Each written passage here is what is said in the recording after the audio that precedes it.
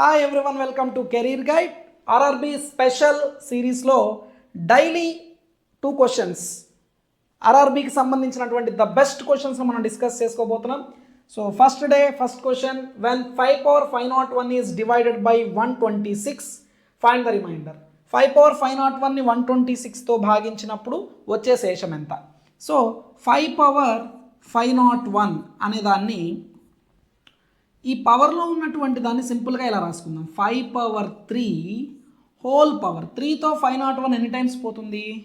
3 1s are 3, 3 6s are 18, 3 7s are 21, 167 times పోయింది. So దీన్ని మనం 5 cube హోల్ పవర్ 167 అని రాయొచ్చు. ఎందుకంటే a power m whole power n is equal to a power m into n కాబట్టి. ఇక్కడి నుంచి దీన్ని ఏమని రాయొచ్చు అంటే 5 cube అంటే 125 పవర్ 167,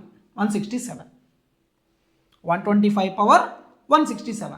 అయితే దీన్ని వాడు 126తో డివైడ్ చేయమన్నాడు. సో దీన్ని మనం 126తో డివైడ్ చేసినప్పుడు 126 1s are 126, అంటే ఇక్కడ 126 కన్నా ఒక్కటి తక్కువ ఉంది.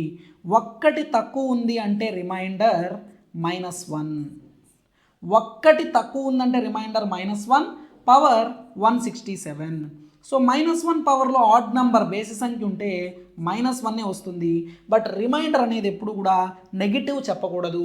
ఒకవేళ నెగిటివ్ వస్తే నువ్వు దేంతో డివైడ్ చేసావో ఆ డివైజర్ని యాడ్ చేసేసి 126 - 1 that equal to 125 is the remainder. 125 is the remainder. Same ఇదే ప్యాటర్న్లో అడిగిన మరో ప్రీవియస్ క్వశ్చన్, ఎన్టీపీసీలో అడిగిన మరో ప్రీవియస్ క్వశ్చన్. సో దీని ఆన్సర్ ఒక్కసారి ఫైండ్ అవుట్ చేసి please post in the comment section.